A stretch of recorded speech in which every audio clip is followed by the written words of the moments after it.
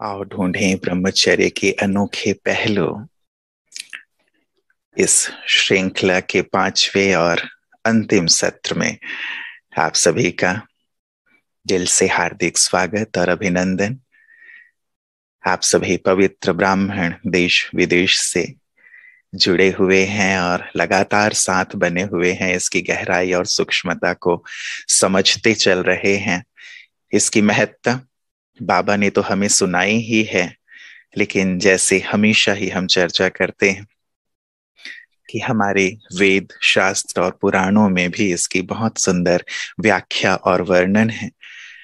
कहा जाता है ब्रह्मचर्य परम धर्म है और इससे चारों वेदों का जो पुण्य है वो प्राप्त हो जाता है।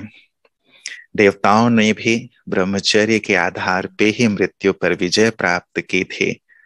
और गीता में तो सीधा सीधा वर्णन कि काम, क्रोध और लोभ नरक के द्वार हैं। सभी धर्म शास्त्रों में भी इसका सुंदर वर्णन। जितने धर्म स्थापक थे उन्होंने भी अपनी पवित्रता के आधार पे धर्म की स्थापना की। हमारे जितने भी संत हुए हैं, जो कवि संत हुए हैं, चाहे कबीरदास जी हों, सूरदास जी हों, तुलसीदास जी हों, चरणदास हों या गरीबदास हों, सभी ने इसका बहुत ही सुंदर वर्णन किया है कि जहां काम है वहां राम नहीं, और जहां राम है वहां काम नहीं। इतिहास को भी यदि आप भारत के या विश्व के देखें तो भी बड़े बड़े राजाओं का जो पतन हुआ वो काम वासना के कारण ही हुआ, जो इस बात को बहुत पुख्ता करता है कि हम अपने चरित्र पर बहुत ध्यान दें, क्योंकि जहां चरित्र है वहीं श्रेष्ठ जीवन है और वहीं हम आदर्श संसार के लिए प्रस्तुत कर पाते हैं। वर्तमान समाज में भी यदि देखा जाए, ज्यादा पीछे ना जाते हुए भी, तो चाहे विवेकानंद जी हो, दयानंद जी हो, महात्मा गांधी हो, विनोबा भावे हो, सबने इसे बहुत बहुत अंडरलाइन किया कि एक श्रेष्ठ सशक्त राष्ट्र के लिए इसकी महती आवश्यकता है। और यही कारण है कि इसकी गुह्यता और सूक्ष्मता में हम सब उतरते चल रहे हैं, क्योंकि ये तो मोटी बातें रही, लेकिन बाबा ने तो हमें इसकी बहुत गहराई बताई है, जिसकी पिछली बार भी चर्चा हुई। तो अंतिम सत्र में थोड़ी धारणाओं के साथ साथ सेवा क्षेत्र में भी कैसे ये महती भूमिका निभाती है हमारी ये धारणा, उस पर भ्राता जी से प्रकाश लेंगे। पहले मैं अनुरोध करूंगा आदरणीय सूर्य भाई जी से कि आज हमें थोड़ा इस पर प्रकाश दें, पश्चात प्रश्नों की ओर चलेंगे। आदरणीय भ्राता जी। ओम शांति। पवित्रता तो जीवन का श्रृंगार है और पवित्र आत्माएं सृष्टि का श्रृंगार।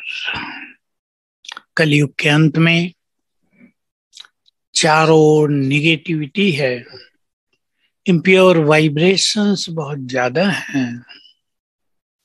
तो जो आत्माएं पवित्रता के मार्ग पे चले हैं वे निश्चित रूप से बहुत बहादुर हैं, महावीर हैं, जिन्होंने माया को चैलेंज किया है। ईश्वरीय शक्तियां हमारे साथ हैं, ईश्वरीय ज्ञान हमारे पास है। दोनों के बिना पवित्रता संभव नहीं है। जितना ये ईश्वरीय ज्ञान हमारी विजडम बनता जाएगा, हमारा विवेक बनता जाएगा, उतनी ही प्योरिटी की धारणा सरल होगी और पवित्रता संसार के लिए बल बन जाएगी। एक प्योरिटी है हमारे अपने लिए, दूसरा हमारा प्योरिटी का लेवल है जो इतना ऊंचा उठ जाए कि संसार को उसके वाइब्रेशंस बहुत मदद करें। तो हमें योग की शक्ति बढ़ाते चलना है, अपनी विजडम को और डिवाइन और रिफाइन करते चलना है। हम ये देख सकते हैं कि हमारी सेवाओं का विस्तार हमारी प्योरिटी पे ज्यादा डिपेंड करता है, क्योंकि हमारी पवित्रता देवकुल की आत्माओं को आकर्षित करती है। देवकुल की करोड़ों आत्माएं, मिलियंस एंड मिलियंस जो सोल्स हैं, वो पवित्रता के मार्ग पर अब आना चाहती हैं, क्योंकि सृष्टि चक्र चलते चलते वहीं आ गया है जहां से चला था। तो सभी के अंदर की प्योरिटी, देवत्व अब जग रहे हैं। तो हमारी प्योरिटी उन्हें आकर्षित करती है। इसलिए सेवा की वृद्धि के लिए भी, अपने चित्त को निर्मल और शांत करने के लिए भी, चारों ओर पावरफुल वाइब्रेशंस फैलाने के लिए भी हमें अपनी प्योरिटी को बढ़ाते चलना है, सूक्ष्म करते चलना है। पवित्रता का बल और योग बल को साथ लेकर चलना है। और सार रूप में कहें तो श्रेष्ठ स्वमान में स्थित होकर अपने संकल्पों को बहुत महान बनाते चलना है। तब हमारा एक एक संकल्प संसार का कल्याण करेगा। तो बहुत अच्छा सब्जेक्ट चलाया है सभी ने। जैसे जैसे हम पवित्र बनते जाएंगे, बाबा ने कहा तुमसे साक्षात्कार होते जाएंगे, तुमको भी साक्षात्कार होते जाएंगे। और पवित्र आत्माएं बाबा को बहुत प्रिय हैं, उसे खींचती हैं। बाबा ऐसी आत्माओं को बहुत प्यार करता है। सीधा कनेक्शन हो जाता है बाबा से पवित्र आत्माओं का। बाबा की प्रेरणाओं को भी वो कैच कर सकते हैं। और याद रखेंगे, अगर किसी के जीवन में बहुत विघन है तो उसका कारण भी कहीं ना कहीं सूक्ष्म पवित्रता ही होती है। हमारी दुर्भावनाएं या सूक्ष्म पवित्रता ही विघ्नों को जन्म देती है। इसलिए हमारा चित्त पवित्र है तो सभी के लिए दिल में शुभ भावनाएं रहें, सबके कल्याण की भावना हो, तो हमारी प्योरिटी में भी चमक आती जाएगी, ये शक्ति बनती जाएगी और हम निरंतर आगे बढ़ते जाएंगे। तो हार नहीं मानना है, थकना नहीं है। इम्पोर्टेंट बात है, थकना नहीं है। यात्रा लंबी भी होती है और माया का अपोजिशन भी कहीं कहीं पावरफुल होता है। लेकिन अगर हम हार नहीं मानते, अगर हम थकते नहीं, तो ईश्वरीय शक्तियां हमारे साथ काम करने लगती हैं। और जिधर बाबा है उधर विजय है। एक लास्ट बात सुनाकर फिर हम क्वेश्चंस पे आते हैं। हम सब के लिए बहुत बड़े नशे की बात है, एक विश्वास को बढ़ाने की बात है, चिंतन की बात है। बाबा ने कहा कभी, एक और चाहे अक्षौणी सेनाएं हो, महाभारत का शब्द है अक्षौणी। अक्षौणी माना मिलियंस सेनाएं हो, और दूसरी ओर तुम अकेले हो, तो भी विजय तुम्हारी ही होगी, क्योंकि स्वयं भगवान तुम्हारे साथ है। कितनी बड़ी बात है। तो हम माया के इस युद्ध में बिल्कुल घबराएंगे नहीं, थकेंगे नहीं, हारेंगे नहीं। सर्वशक्तिवान का साथ मिल रहा है, विजय निश्चित है। हम अपनी मंजिल पर पहुंच ही जाएंगे। ओके। सुंदर नशे से आपने भ्राता जी हम सबको भरा कि अक्षौणी सेना बहुत बड़ी बात है, और अकेले हम हैं तो भी विजय हमारी, और अपवित्रता ही कहीं ना कहीं विघ्न पैदा कर रही है। तो हमें ध्यान देने की आवश्यकता। और साक्षात्कार जिसकी हम बात करते हैं कि बाबा प्रत्यक्ष हो, उसका भी आधार पवित्रता। पिछली बार बताया जी, क्योंकि बहुत ही सूक्ष्म है ये धारणा, तो बाबा ने जो बातें कही थी कि कैसे हम स्वप्न तक की पवित्रता ले चलें, या वृत्ति में कैसे आ जाए, दृष्टि में कैसे आए, आपने इसको बहुत सुंदर रूप से स्पष्ट किया था।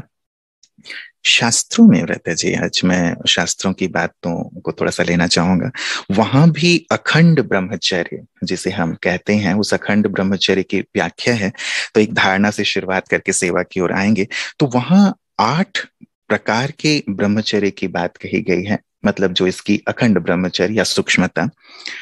पहली बात, किसी भी स्त्री का स्मरण न करना, उसके रूप लावण्य अंग प्रत्यंग की कीर्ति ना करना, गीत ना करना।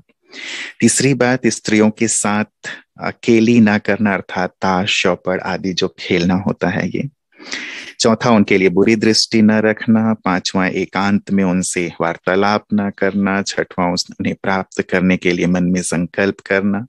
सातवां, चेष्टा करना। और आठवां फिर एक जो मोटा रूप है। तो ये 8 सूक्ष्म रूप कहे गए हैं। तो इन्हीं कई बार हम देखते हैं कि सेवाओं में साथ हो या फिर अन्य बातें, साथ तो रहना होता है, बातें करना होता है, कई चीजें होती हैं, स्मरण भी आता है।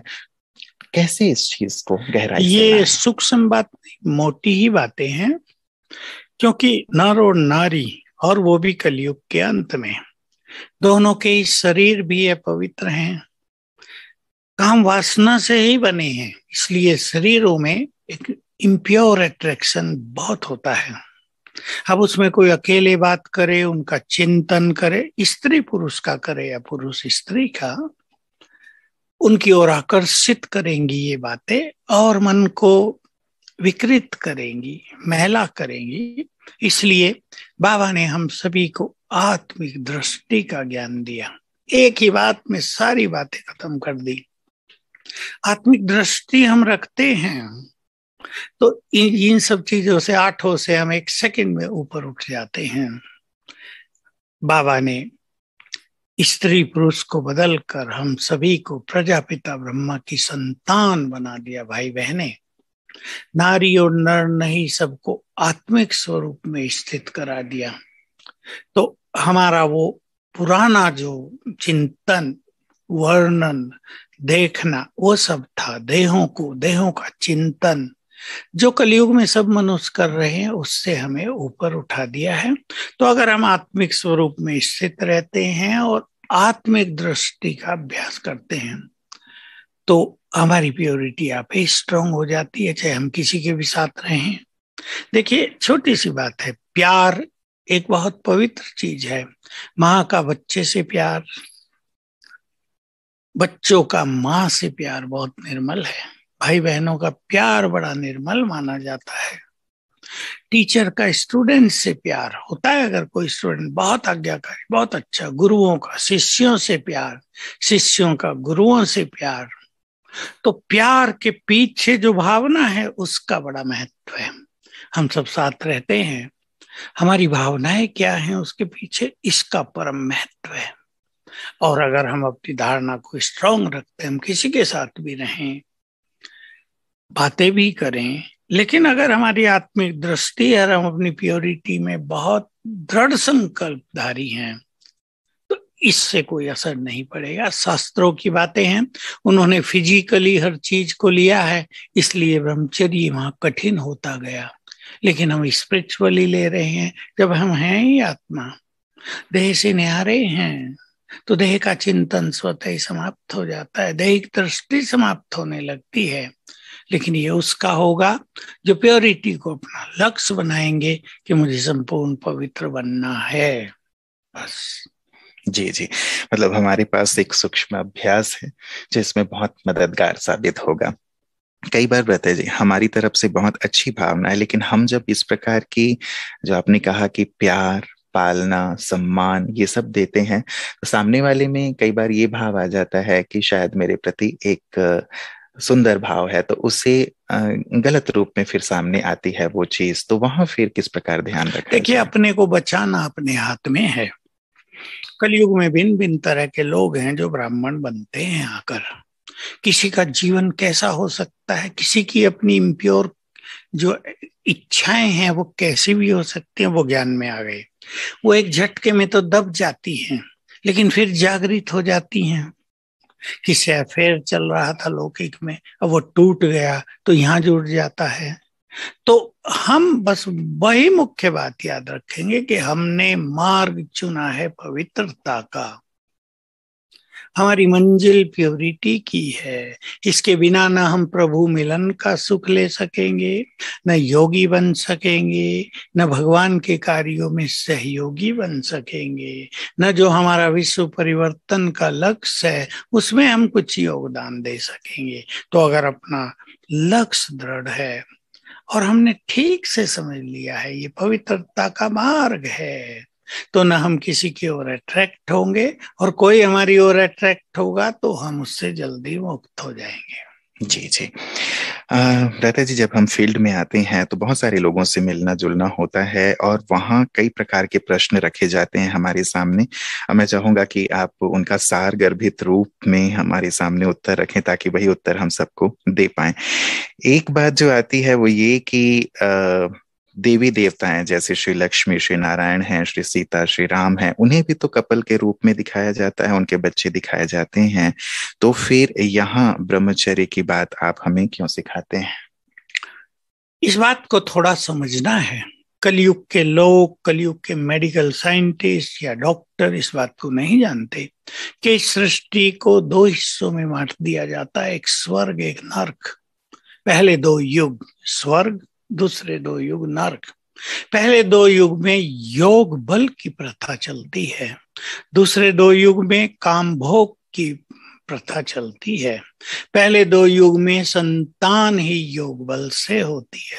योग बल का अर्थ है संकल्प शक्ति। अभी इस चीज को वही व्यक्ति समझता है जो योग बल का अनुभवी हो। जिसे पता ही नहीं योग बल क्या है, वो जरूर सोचेगा कि बिना संभोग के संतान कैसे उत्पन्न होगी। वहां जीव जंतुओं में, पशु पक्षियों में भी संकल्प से ही संतान उत्पत्ति होगी। एक सिस्टम ही योग बल का है। देवता पवित्र थे। इसके मैं आपको कुछ लक्षण बताता हूं। देवताओं के चेहरे आप देख लीजिए, प्योरिटी का तेज उन पर झलकता है। देवताओं के मंदिरों को देख लीजिए, उनकी मूर्तियों को अपवित्र मनुष्य को हाथ लगाना भी मना होता है। भले ही आजकल पंडित लोग लगाते हैं, वो पवित्र नहीं है, पर सिद्धांत यही है कि देवताओं की मूर्तियों को भी केवल पवित्र व्यक्ति ही छू सकता है। तीसरा, देवताओं के अगर दर्शन किसी को करने होते थे तो उसको भी ब्रह्मचर्य का पालन करना होता था। तो जिनके दर्शनों के लिए भी ब्रह्मचर्य की जरूरत थी, वो भोगी कैसे हो सकते हैं? तो ये देवी देवता संपूर्ण पवित्र थे।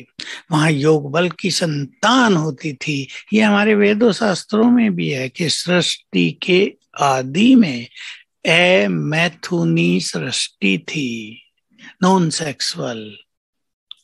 तो थोड़ा थोड़ा लिखा है, लेकिन लोगों को उसकी ज्यादा जानकारी नहीं हुई, क्योंकि कोई समझ नहीं पाया कि बिना सेक्स के सृष्टि कैसे चलेगी। तो देवता संपूर्ण पवित्र थे, उनको निश्चित रूप से संतान थी। तब तो युग चला, जनसंख्या बढ़ी। अगर संतान उत्पन्न ही ना हो तो संसार आगे कैसे बढ़ेगा? जी जी। तो कुछ लोग फिर ये कहते हैं, पता है, जैसे आपने सृष्टि कैसे चलेगी वाला भी एक प्रश्न था, उसका आपने उत्तर दिया है। लेकिन कुछ लोग ये कहते हैं कि चलो, सतयुग और त्रेता की आपने बात कही, देवताओं की बात कही, हो सकता है जो आप कह रहे हैं वो सत्य हो। लेकिन अभी कलयुग में जो संतानोत्पत्ति है वो तो योग बल से संभव नहीं है, तो फिर हमारा वंश कैसे आगे बढ़ेगा? ठीक क्वेश्चन होता है मनुष्य का। मैं उन सभी लोगों को एक चिंतन देता हूं जो गहन चिंतन करते हैं। क्या आप सभी, केवल ब्राह्मणों की बात नहीं, मैं सबसे बात कर रहा हूं, क्या आप सभी इस दुख भरे, रोग भरे, कोरोना से भरे, अशांति और टेंशन से भरे, कोर्ट केसेस से भरे, जेलों में कैदियों से भरे और अनेक परेशानियों से भरे संसार को चलाना चाहते हैं? चिंतन करेंगे। क्यों बनाए हैं एटम बम्स और मिसाइल्स? क्या रखने के लिए? कोई भी चीज जब युद्ध की बनती है उसका प्रयोग अवश्य होता है। एक बात, एक समय आ रहा है तेजी से, 2-4 साल में ही आप देखेंगे संसार का हर प्राणी भगवान को कहेगा ये संसार रहने लायक नहीं है, इसे नष्ट कर दो। तीसरी बात, लोग क्योंकि सृष्टि चक्र को नहीं जानते, अब ये सृष्टि का चक्र जो सतयुग से प्रारंभ हुआ था, त्रेताया, द्वापर, कलयुग, अब कलयुग का अंत, ये चक्र वहीं पहुंच रहा है जहां से शुरू हुआ था। युग बदलेगा, कलयुग की समाप्ति होगी और स्वर्णिम सतयुग का आगमन होगा। ये संसार के हर प्राणी को जानना चाहिए। तो ये जो दुनिया में उथल पुथल हो रही है, विश्व युद्ध की तैयारी अंदर ही अंदर बहुत पूरे रूप से हो चुकी है। देशों के बीच का परस्पर प्यार लगभग खत्म होता जाता है। एक चिंगारी लगने की बस देर है और ये संसार जलकर नष्ट हो जाएगा। ये हमारी बात नहीं है, ये इस विधि का विधान है। इसको कोई बदल नहीं सकेगा। इसलिए संसार अब चलने वाला ही नहीं है। क्यों ना भगवान से मिलन किया जाए, क्यों ना भगवान की आज्ञाओं का पालन करके अपने जीवन को महान बनाया जाए, ताकि आने वाली परिस्थितियों में हम हंसते हंसते आगे बढ़ सकें। इसलिए अब ये चिंता करने की जरूरत नहीं कि संसार कैसे चलेगा, वंश कैसे चलेगा। अब तो चिंता ये करनी है कि हम भगवान के वंशज हैं, हमारी स्थिति कैसे महान बने।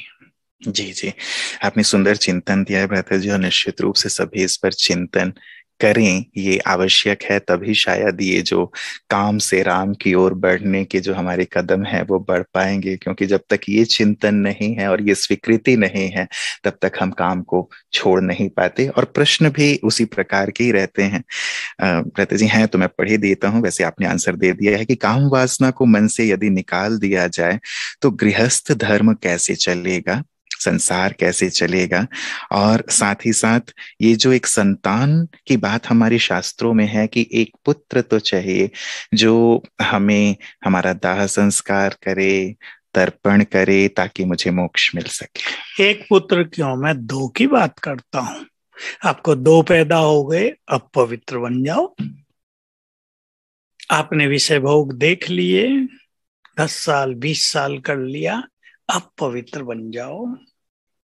कलयुग में तो काम संतान उत्पत्ति के लिए थोड़ा ही है, एक विषय, एक गंदे आनंद के लिए है, जिसमें मनुष्य अपनी शक्तियों को नष्ट कर रहा है। कितने रेप के केस हो रहे हैं, करोड़ों हो जाते हैं साल में सारी दुनिया में।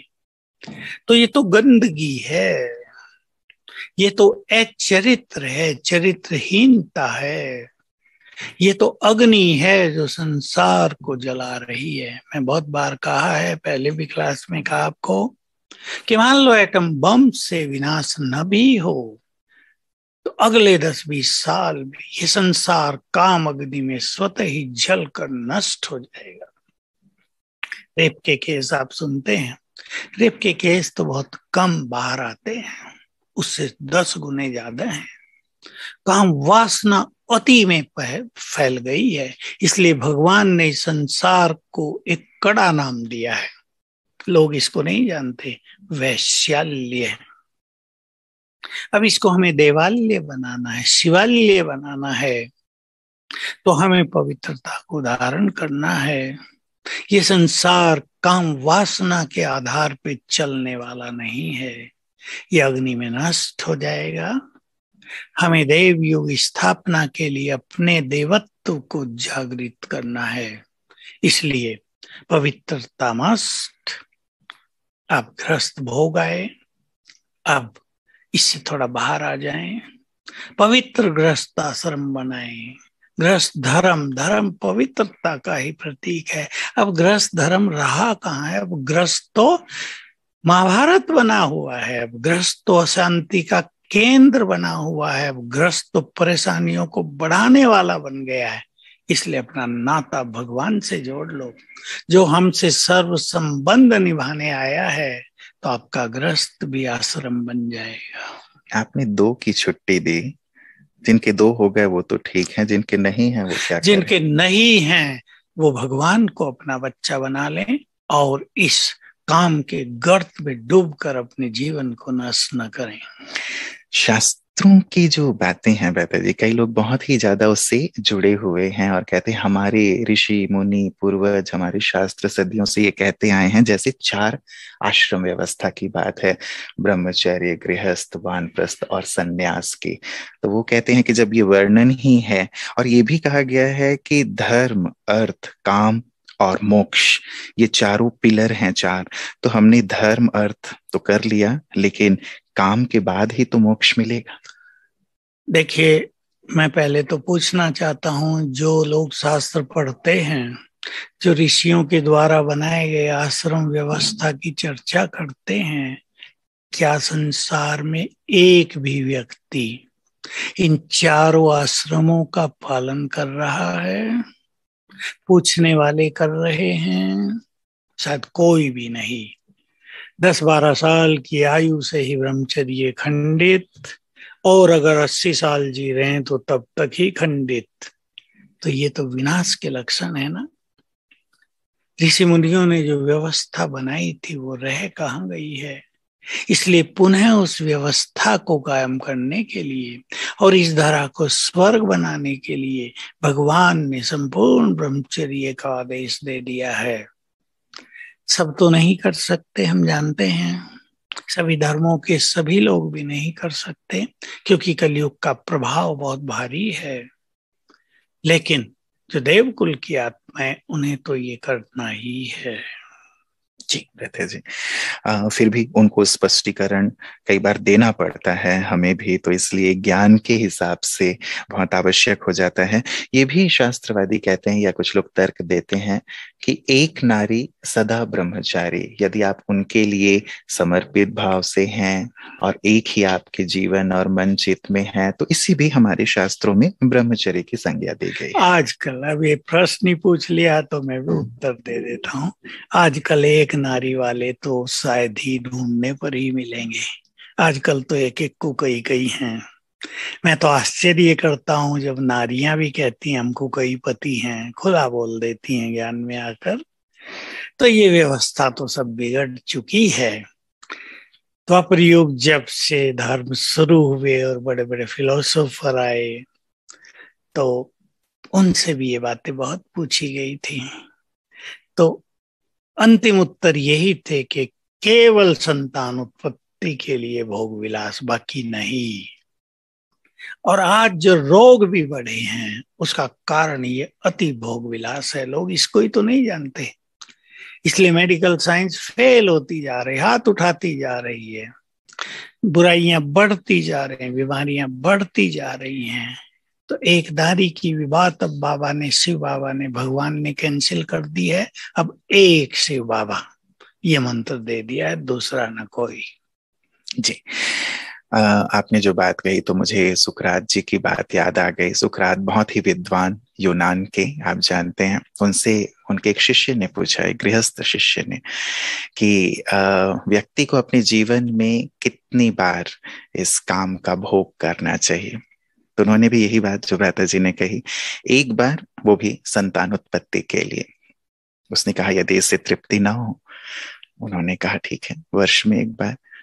ने कहा उससे भी तृप्ति ना हो, कहा ठीक है मास में एक बार, लेकिन इससे तुम बहुत जल्दी बूढ़े हो जाओगे, रोगग्रस्त हो जाओगे, मृत्यु होगी। इससे भी ना मन भरे तो उन्होंने कहा ठीक है फिर कफन वफन की व्यवस्था कर लो अपने घर में, उसके बाद जो इच्छा हो वो करो। तो कहने का भाव यही है कि ये हमें नरक की ओर लिए चलता इसमें है। ये भी बात जोड़ दी जाए कि ये वासना ऐसी चीज है जो कभी तृप्त नहीं होती, इसलिए इन्हें तृप्त करने के लिए भोग विलास में लगे रहना ये बहुत बड़ा ज्ञान है।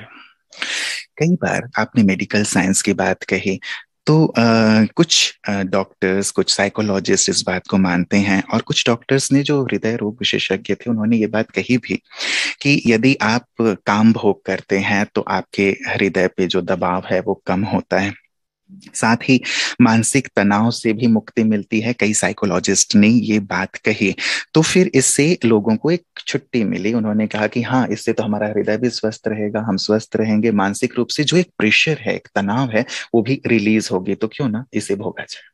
फिर भी हार्ट अटैक वालों की संख्या तो बढ़ती जा रही है।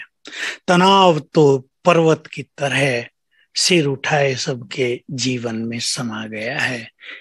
साइकोलॉजिकल नॉलेज और मेडिकल नॉलेज, बुरा न मानना, कोई भी इनकम्प्लीट हैं, उन्हें ये पता ही नहीं। कि इस शक्ति को चैनलाइज किया जा सकता है। उन्हें यही पता अंदर शक्ति बढ़ेगी, वो हार्ट पर प्रेशर डालेगी। उन्होंने देख लिया, भोग विलास किया, मन हल्का हो गया, लेकिन मन कमजोर भी तो हो गया, बुद्धि दूषित भी तो हो गई। मैं आपको एक उदाहरण कई बार बताया है, मेरे पास वो एक बहुत सुंदर उदाहरण है, बात 40 साल पहले की है। अहमदाबाद में एक मनोविज्ञान के प्रोफेसर ने कोर्स किया 7 डेज। जब उसे ब्रह्मचर्य की बात बताई, उसको कुछ अपील तो हुआ, तो उसने यही कहा कि जो ब्रह्मचर्य पालन करते हैं उनके चेहरों पे, मस्तक पे तो टेंशन रहता, उनको खुशी नहीं रहती, वो अपनी भावनाओं को दबा के चलते हैं। बहनों ने बहुत समझाया ऐसा तो नहीं है, और समझा बुझा के उसे माउंट आबू हमारे पांडव भवन में ले आई, जो हमारा हेड ऑफिस है। उसने देखा यहाँ तो सब मुस्कुरा रहे हैं, सबके चेहरों पर तेज है, कोई टेंशन दिखाई नहीं देती। उन्हें कईयों से बात की और सबने सुंदर उत्तर दिए उनको। तब उन्होंने क्लास में आकर अपना अनुभव सुनाया कि अब मुझे लगा कि मनोविज्ञान के कुछ सिद्धांत गलत भी हैं। उसने कुछ लिखी बहुत सारी चीजें, फिर प्रोफेसर था वो। तो एक्चुअली फ्रॉइड ने भी अपनी 50 साल की आयु से पहले जो कुछ लिखा है, उसके बाद जो कुछ लिखा है, दोनों में बहुत अंतर है। इसलिए मनुष्यों के द्वारा की गई रिसर्च परफेक्ट नहीं है, बुरा ना माने। अगर परफेक्ट होती तो मनुष्य हेल्दी हो गया होता, साइकोलॉजिकली वो बहुत स्ट्रांग हो गया होता, लेकिन गिरावट आती जा रही है। टेंशन ही नहीं, परेशानियां, चिंताएं, निगेटिविटी, भय और कितने तरह के डिप्रेशन और मानसिक रोग बढ़ रहे हैं। अगर काम वासना से ये तृप्त होते थे तो ये सब क्यों बढ़ता? काम वासना से ये बढ़ रहे हैं और बढ़ते हैं, ये हमें सत्य जानना होगा। जी जी, हम इसे स्वीकार करते हैं भ्राता जी। बाकी बाहर वाले जिन्हें अब उसकी लत लग गई है, अब कहीं ना कहीं से कुछ ना कुछ ऐसी बातें निकाल के ले आते हैं कि देखो तुम यदि ये करते हो तो तुम्हें ये लाभ होगा, ये लाभ होगा, ये लाभ होगा। फ्राइड को भी एक बार यहाँ ले आना था वैसे। बिल्कुल लाना था, और अगली बार हम जरूर लाएंगे। नहीं, वो अच्छे व्यक्ति थे, बहुत बड़े विद्वान थे। लोगों ने उनकी वही बात ले ली जो आप कह रहे हैं ना, जो उन्हें अच्छी लगी कि भोग विलास की ओर जो बहा ले गई उनको। लेकिन वो बहुत अच्छे विद्वान थे, हम उनको बुरा नहीं मानते हैं। हमारे कई साथियों ने उनको बहुत अच्छी तरह पढ़ा, और वो कहते हैं उन्होंने कुछ बहुत अच्छे सिद्धांत दिए हैं। पर बात यही है कि वासनाएं बढ़ती जा रही हैं, क्योंकि कलयुग का प्रकोप बढ़ रहा है। अभी जो इस पे रिसर्च करते हैं वो भी तो वासनाओं में लिप्त है ना, तो वो कोई पवित्र आत्माएं तो है नहीं। लेकिन भगवान जब स्वयं आते हैं, जो ज्ञान के सागर हैं, जो संसार को पावन करने आते हैं और आए हुए हैं, वही इसके गुह्य रहस्यों को स्पष्ट करते हैं। हम तो पवित्रता का जीवन अपना रहे हैं, हमने प्योरिटी को एंजॉय किया है। ठीक है, थोड़ी बहुत बाधाएं आई, लेकिन एंजॉय किया है, भगवान से इसके द्वारा मिलन किया है, और बहुत कुछ ऐसी श्रेष्ठ उपलब्धियां की हैं, ऐसी श्रेष्ठ अनुभूतियां की हैं, जो भोग विलास वालों को 100 जन्म में भी नहीं प्राप्त हो सकती। इसीलिए इस एक जन्म में इसकी ओर थोड़ा बढ़ के देखें। एक बार टेस्ट जरूर करके देखना चाहिए उनको, सबको इनवाइट किया जाना चाहिए। लगता है कि 6 माह से मैं इनवाइट कर रहा हूँ कि अगर आपको सत्य ज्ञान चाहिए, अगर आपको भगवान से मिलन करना चाहिए, अगर आप जानना चाहते हैं कि जीवन का सच्चा सुख और परम आनंद क्या है, तो 1 साल ज्ञान और योग सीख कर पवित्रता को अपना कर देखो। आपको इसकी सूक्ष्मता, इसकी महत्ता समझ में आ जाएगी। जी जी, केवल 1 साल में ही। राइट। क्योंकि व्यक्ति सोचता है कि पूरे जीवन ये करना पड़ेगा तो घबरा जाता है, लेकिन 1 साल तो कम से कम टेस्ट करके देखें। अब बेटे जी, इसी से संबंधित एक बात कई लोग ये कहते हैं, मतलब मनोविज्ञान से जुड़ी हुई बात है, कि यदि आप इस दैहिक सुख में नहीं जाते, मतलब सेक्स नहीं करते, तो मूड स्विंग्स की प्रॉब्लम रहती है, चिड़चिड़ापन आ जाता है, नींद नहीं आती, भूख नहीं लगता, और कई तो ये भी कहते हैं कि आपकी इम्यूनिटी पावर भी डाउन होती जाती है। जब आप ये करते हैं तो इन सभी चीजों से आप मुक्त रहते। इम्यूनिटी पावर तो डाउन हो रही है विकारों से, यही तो मनुष्य और मेडिकल साइंस नहीं जानती। संयमित जीवन तो होना ही चाहिए। जो विषय विकारों में भी लिप्त हैं, उनका जीवन भी संयमित तो होना ही चाहिए। रात दिन उसी में लगे रहना, उसी को जीवन मान लेना, उसी के चिंतन में रहना, ये तो घोर नरक की बात है और मनुष्य के अति पतन की बात है। वो लोवेस्ट स्थिति में पहुंच गया है, उसकी बुद्धि विकृत हो गई है। इसलिए इससे देहभान बढ़ रहा है, हमें जानना चाहिए। बॉडी कॉन्शियसनेस बढ़ता जा रहा है। फिर तो रेप हो रहे, सब रेप में लग जाए ना। क्यों रिश्ते नातों का इतना महत्व है?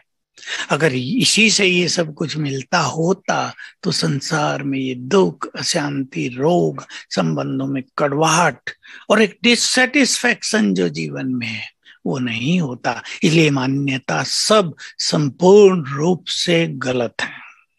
जी। मनुष्य के शरीर की संरचना ऐसी है कि वो वासना भोग या प्रकृति भी जैसे इसकी स्वीकृति प्रदान करती है, ऐसा कुछ लोग कहते हैं। कुदरत को ये स्वीकार ना होता तो ये सब नलिकाएं, प्रणालियां, ग्रंथियां अलग अलग क्यों होती हैं? देखिए, ये तो शरीर के मलमूत्र निकालने के लिए ग्रंथियां हैं। ठीक है, मैंने कहा कलयुग और द्वापर युग में भोग विलास से ही संतान उत्पत्ति होती है, लेकिन जैसे हम चर्चा कर आए हैं, ये संयमित होना चाहिए। सुकरात ने भी जो कहा था, आज तो कोई उसे मानेगा ही नहीं। आज तो मनुष्य का धंधा ही ये हो गया है, लक्ष्य ही ये हो गया है।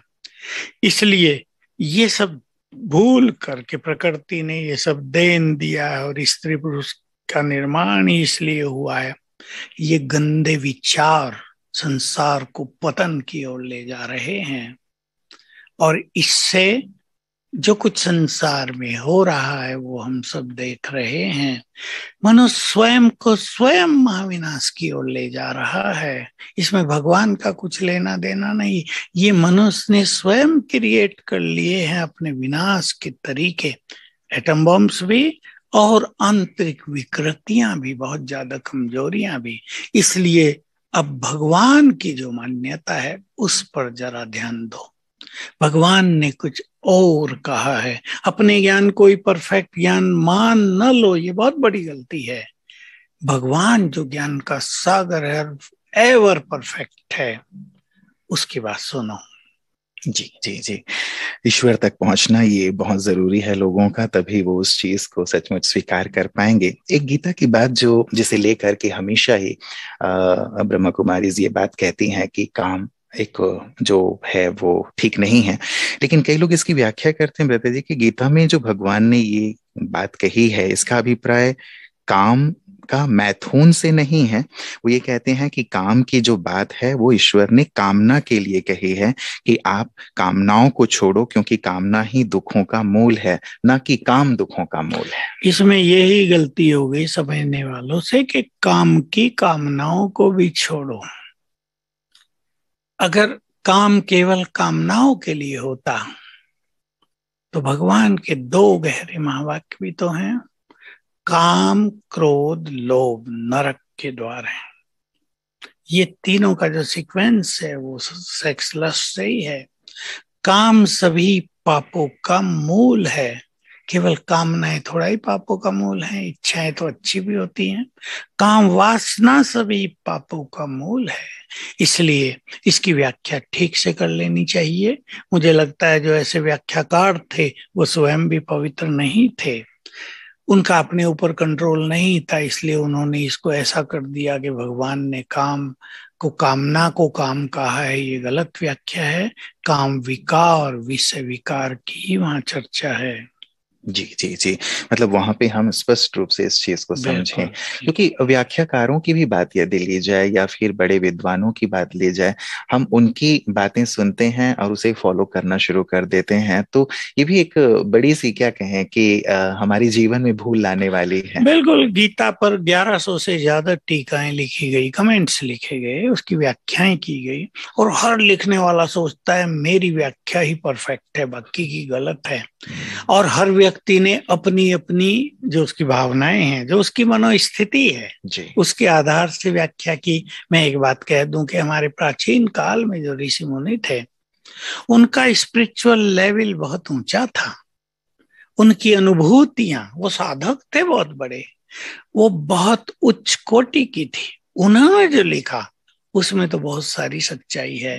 लेकिन आजकल के विद्वान जो प्योरिटी को जानते नहीं, फॉलो नहीं करते, जिनकी कोई साधनाएं नहीं है, वो केवल विद्वता के आधार पर गीता की व्याख्या कर देते हैं इनकम्प्लीट।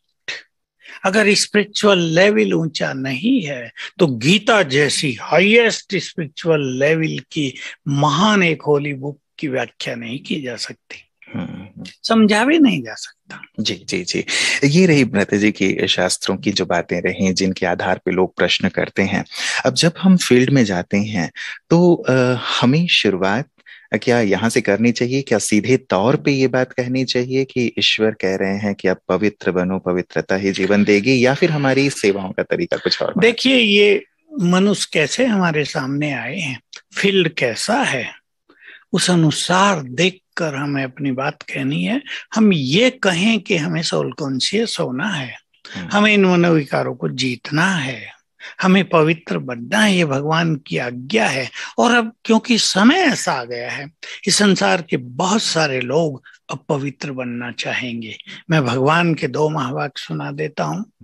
कुछ ही समय में, कुछ माना 100 साल नहीं, 5-7 साल में ही हम इस सृष्टि पर स्पिरिचुअल रिवॉल्यूशन देखेंगे। हर व्यक्ति उस स्पिरिचुअल रिवॉल्यूशन में इन्वॉल्व हो जाएगा। संसार में एक लहर ही फैल जाएगी स्पिरिचुअलिटी की, और उसके ठीक कुछ ही समय बाद इस संसार में आ जाएगा प्योरिटी का रिवॉल्यूशन। हर आत्मा पवित्र बनना चाहेगी, विषय विकारों से वैराग्य हो जाएगा, और ये समय तेजी से आ रहा है हमारे सामने। इसलिए पवित्रता की बात को छुपाना नहीं है, क्योंकि ये भगवान की आज्ञा है। जी जी जी, मतलब ये बातें हम सबके सामने रखें जरूर। अब ये उनके ऊपर है कि वो इसे स्वीकार करते हैं या नहीं करते हैं, क्योंकि जो हमारी बहनें जिनकी लगातार पिछले हम लोग 3-4 कड़ियों से चर्चा कर रहे थे, इसमें भी उनकी एक बात थी कि कई बार ऐसा प्रतीत होता है जब हम अपने पति के साथ, अपने संबंधियों के साथ घूमने फिरने या अन्य चीजों में इन्वॉल्व नहीं होते हैं, पार्टीज आदि में, तो ये सर्विस की बजाय डिसर्विस जैसी हो जाती है, क्योंकि उन्हें ऐसा लगता है कि नहीं, इनका ज्ञान ठीक नहीं है और ये हमें सोशल नहीं रहने देता। तो फिर यहाँ हमारी सेवा नहीं हो पाती, और साथ ही साथ वो जो एक पवित्रता वाली बात है वो भी कहीं ना कहीं उन्हें छुपती है। तो धारणा भी बनी रहे, सेवा भी हो, क्या कुछ ऐसा हो सकता है? बिल्कुल, एक तो इसमें बैलेंस रहना चाहिए। आप कहीं फंक्शन में जाते हैं, हमारे देश में तो बहनें माताएं, अभी शादियां हैं, बच्चों के बर्थडे हैं या और कुछ हो रहा है, जाते हैं सब, कोई ये संन्यास नहीं है। एक तो ये बैलेंस रखते हैं, या आपने अपने को स्पिरिचुअली इतना ऊंचा उठा दिया हो कि वो आपसे ऐसी कामना ही ना करें। लेकिन ऐसा ऊंचा उठाने में तो बहुत मेहनत की बात है। तब तक आपको सोशली बहुत चीजों में हिस्सा लेना चाहिए, लेकिन अपनी मान्यताओं को कायम रखते हुए। जी जी, एक चीज ये भी पूछते हैं वो कि जैसे बाबा हमें फैशन के लिए मना करते हैं, जब कभी ऐसे स्थानों पे जाते हैं तो क्या हमें कुछ कुछ करके जाना चाहिए या फिर सिंपल जाना चाहिए? क्योंकि यहाँ भी एक सर्विस डिसर्विस वाली बात होती है। आजकल आर्टिफिशियल ज्वेलरी का ही जमाना है। ठीक से पहनेंगे सोना तो चोर बहुत तैयार बैठे हैं, उनको बहुत जरूरत है आपके सोने की। रही बात फैशन आदि की, अगर मनुष्य के अंदर बहुत प्योरिटी है तो उसके चेहरे पर प्योरिटी का श्रृंगार बहुत ज्यादा रहता है, उसे फैशन आदि की इच्छा नहीं होती। बाकी जिसको इच्छा है वो करके चला जाए, इसमें सब स्वतंत्र हैं। जी जी, एक धन की बात आती है भ्राता जी, पवित्र धन की बहुत व्याख्या की रमेश भाई जी ने भी अपनी किताब में, और कहा कि धन की जो पवित्रता है वो पवित्रता भी कहीं ना कहीं हमारी आंतरिक, मानसिक, पारिवारिक, सामाजिक इन पवित्रताओं का एक आधार बनता है। तो धन की पवित्रता कलयुग में कैसे रखी जाए? अब देखिए, बहुत लोग जो जॉब में हैं उन्हें तो बेचारों को उनकी सैलरी मिलती है, उनका धन तो पवित्र ही होता है। जो मेहनत से धन कमा रहे उनका धन भी पवित्र है, जो किसान मेहनत करके धन कमा रहे उनका भी। बहुत सारे लोग काम कर रहे हैं, घरों में अपनी चीजें बना रहे हैं, उनको बेच रहे हैं, वो धन भी पवित्र है। बहुत थोड़े लोग होते हैं जो ऐसा वैसा, जिसको ब्लैक मनी कहते हैं, या ऐसे वैसे ढंग से पैसा कमाते हैं। पवित्र आत्मा बहुत संतुष्ट हो जाती है, पवित्रता का खजाना उससे बहुत बड़ा दिखाई देता है, सांसारिक इच्छाएं भी कम हो जाती हैं, तो उसका धन अच्छा ही रहता है। ध्यान रखना चाहिए ऐसे वैसे धन को हम यूज ना करें, विशेषकर भोजन में तो कदापि नहीं। जी। अब जो धन कई बार सेवा केंद्र पे आ जाता है, तो अब वो पता तो नहीं होता है कि ये टेबल के नीचे वाला है या ऊपर वाला है। देखिए, इसमें तो ये है जो उन्होंने भावना से भगवान के यज्ञ में डाल दिया, और निकालने वालों ने ऐसी भावना से उसको यूज किया भगवान के यज्ञ में पढ़ते ही। अब ये तो किसी को पता नहीं वो कैसा है, वो तो शुद्ध हो ही गया। जी जी जी, मतलब उसके लिए फिर कोई ख्याल सोचने की नहीं जरूरत रखना नहीं। चाहिए। अच्छा, हम फील्ड में हैं, धन से जुड़ी एक और बात, जहां पे हमें ऐसी लेन देन करनी पड़ती है और ना चाहते हुए भी ये होता है, तो फिर कलयुग का अंत है, और इसमें बहुत सारे काम बिना लेन देन के नहीं होते। या तो आप 3-4 साल चक्कर काटते रहो ऑफिसों के, या कुछ ले दे के काम पूरा कर लो। अभी टाइम बहुत इंपॉर्टेंट है, टाइम बिगेस्ट मनी है। और फिर 2 साल आपको लग रहे ऑफिसों में चक्कर काटते, आपको मानसिक टेंशन भी होती है। हम्म। हालांकि मुझे ये बात कहनी नहीं चाहिए, सरकारें भी कहती हैं लेन देन ना करो, देने वाला भी उतना ही पाप का भागी है, लेकिन करें क्या, वो देता नहीं तो काम नहीं बनते। लोग आते हैं ये प्रश्न लेकर कि भाई हम दे आए, आज ही हमारा काम हो गया, हम निश्चिंत हैं, शांति है, टेंशन नहीं है। मान लो हमने 1,000 रुपया दिया और हम नहीं दे रहे हैं, तो 2 साल तक हमें चक्कर कटवा रहे, 1,000 तो हमारा आने जाने में खर्च हो जाता है। एक हमारे नेता थे कहीं, उनके पास लोग गए, 5-7 लोग मिलके, सर वो फलाना जो सरपंच है वो इतने पैसे मांग रहा है काम करने के लिए, आप कुछ करो। का इतने पैसे तो तुम्हारे मेरे पास आने में खर्च हो गए हैं। उसे दे देते काम हो जाता। तो जमाना जैसा आ गया है, अब उस अनुसार चलना ही पड़ता है। जी जी, मतलब हम अपनी जो खास अपना समय है, कीमती वक्त है, संकल्प है, इन सब खजानों पर थोड़ा सा ज्यादा ध्यान दें। अंतिम एक बात रहता है जी, पश्चात फिर मैं चाहूंगा कि वैशाली बहन भी जुड़ी हुई हैं, उनकी तरफ से कुछ प्रश्न हो तो वो आएंगे। काम और प्रेम दोनों में कैसे अंतर हम समझें कि ये प्रेम है जो आपने विशुद्ध कहा, और काम जो अशुद्ध है। काम दैहिक, उसमें प्यार होता ही नहीं, सच्ची बात तो ये है, वो तो विष है। और प्यार तो जैसे माँ और बच्चे का, भले उसमें आत्मिक भाव नहीं है, दैहिक भाव ही है, लेकिन वो एक निर्मल चीज है जिसमें बच्चे की पालना का भाव है, उसे बहुत कुछ देने का भाव है। और स्पिरिचुअली अगर हम आत्मिक स्वरूप दूसरों को आत्मा देखते हुए प्यार देते हैं, तो ये अलौकिक प्यार। और अगर हम किसी के देह की ओर अट्रैक्ट होते हैं प्यार की वश, तो ये नेगेटिव प्यार है, वो पतन का कारण, ये उत्थान का कारण। प्यार अगर हमारा सच्चा है तो हमारा कहीं भी इम्प्योर संकल्प नहीं चलेगा, ये सच्चे प्यार की पहचान है। और अगर हमारा प्यार दूसरा है तो उसमें हमारे व्यर्थ संकल्प, इम्प्योर संकल्प बहुत चलेंगे, जिससे हमें मुक्त होना है। बिल्कुल बिल्कुल। एक फाइनल प्रश्न रहता जी, फिर मैं वैशाली बहन आप तैयार रहें। हम कहते हैं कि काम ही सभी समस्याओं का मूल है, तो इसी किस रूप में, यदि हम राजनेताओं के पास, राजनीति के फील्ड में जाते हैं तो, या व्यवसायियों के फील्ड में जाते हैं, सेवा की बात है, जहां भी जाते हैं, इसे किस रूप में रखा जाए कि सचमुच ये जो काम है यही आपके फील्ड में, आपके जीवन में समस्याओं का मूल कारण है। काम वासनाएं जब ज्यादा होती हैं तो कहीं क्रोध रहता है, कहीं स्वार्थ ज्यादा रहता है, कहीं अभिमान रहता है, कहीं ईर्ष्या द्वेष रहती है, तो मनुष्य के जो वाइब्रेशंस हैं वो बहुत नेगेटिव, कमजोर फैलते हैं चारों ओर। उससे छोटी समस्या भी बड़ा रूप ले लेती है।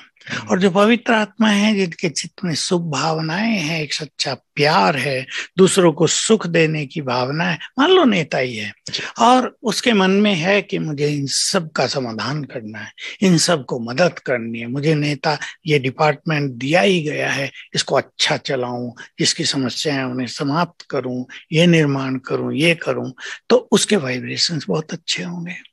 तो समस्याएं कम से कम आएंगी, लोग सहयोग करेंगे, अधिकारी सब दिल से काम करेंगे।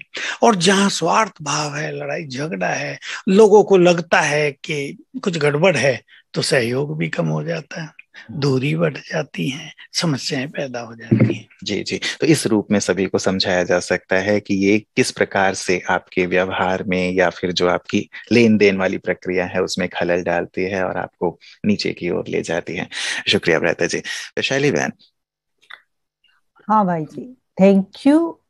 भाई जी, कुछ एक प्रश्न जो है वो आज सुबह सुबह ही पहुंचे हैं, और उसमें से एक बात जो अभी आपने मेंशन की कि पवित्र धन की, तो कई आत्माएं जो है, जैसे कि जब आप भारत के बाहर रहते हैं तो नॉर्मली ऐसा होता है कि कईयों के गैस स्टेशंस होते हैं, कईयों के अल्कोहल के शॉप्स होते हैं, और चलो युगल ज्ञान में चलना शुरू भी कर देते हैं, लेकिन तुरंत उसे बंद कर देना, या एक बहन है उनका वो क्वेश्चन था कि मैं तो मुझे अपने पति को सहयोग देना है, तो वो अल्कोहल की शॉप में जाना है, अल्कोहल को टच करना है, तो ये तो मैं सारा दिन अपवित्रता में ही रहती हूँ, और उससे जो धन होता है वो बाबा के कार्य में ही जाता है, तो वो डायलेमा हो जाता है आत्माओं के लिए।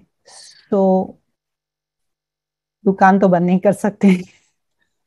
बचें, थोड़ा बचें, और हो सके धीरे धीरे बंद कर दो, और अगर बंद करना पॉसिबल नहीं है तो चालू रखें अपना काम, क्योंकि हर एक की अपनी अपनी परिस्थितियां हैं, इसमें ज्यादा सोचने की फिर जरूरत नहीं है। भाई जी, दूसरा प्रश्न ये है कि जब भोजन की बात करते हैं तो बाबा ने कहा है कि पाखाने जाओ तो स्नान करना है। अब एक व्यक्ति ज्ञान में है, सारा परिवार ज्ञान में नहीं है, तो वो तो स्नान नहीं करते, हर चीजों को टच करते हैं, सब कुछ टच करते हैं। कई जो है, स्पेशली अमेरिका में ऐसा होता है कि बच्चों के साथ रहते हैं, बच्चे एग्स खाते हैं या कुछ और करते हैं, अपने बर्तन तो चलो इंसान ठीक आत्माएं अलग से रखे, लेकिन रहना उन्हीं के साथ है और नहीं कर पाते हैं, तो क्या भोग नहीं लगाना चाहिए? अब देखिए, इसमें आप एक दिन भोग लगा सकते हैं, कोई दिन फिक्स कर लें, स्वच्छता कर लें, सबको बता दें आज भोग लगाना हमें भगवान को, इस तरह लगाना है। बाकी ये तो प्रैक्टिकल समस्या होती है, एक ज्ञान में चल रहा, दूसरे नहाए धोए बिना बिस्तर पे बैठ जाएंगे, चेयर पे बैठेंगे, इसको बहुत सीरियसली लेने की जरूरत नहीं है। अगर उनके हाथ लगाने से अपवित्रता हो जाती है तो हम अपना पवित्र हाथ लगा दें, तो अपवित्रता खत्म हो जाएगी। और इसमें तो अपने को थोड़ा उनके बीच में मैनेज करना ही होगा, ताकि संघर्ष ना हो। और और भाई जी, एक बहन का प्रश्न था कि स्पेशली वेस्ट कोस्ट में जहां पर हम रहते हैं, वहां पर ये तो आपने जो हम लोग जो नॉर्मली मानते हैं कि भाई बहनों का अट्रैक्शन ही अपवित्रता कहा जाता है, लेकिन कई बार बहनों बहनों का या भाई भाई का एक दूसरे के प्रति ज्यादा अट्रैक्शन होता है, और डिपेंडेंस वो भी है पवित्रता है, वो भी अपवित्रता के ही सब्जेक्ट बिल्कुल में जाते हैं। बिल्कुल। क्योंकि कई कहते हैं कि हम तो बहन है, वो तो हमारे साथ रहते हैं, वो तो हमारे साथी सहयोगी है, उसमें कुछ गलत नहीं है। बुद्धि तो उनसे ही लगी रहेगी भगवान को छोड़ के, इसलिए इम्प्योरिटी हो गई।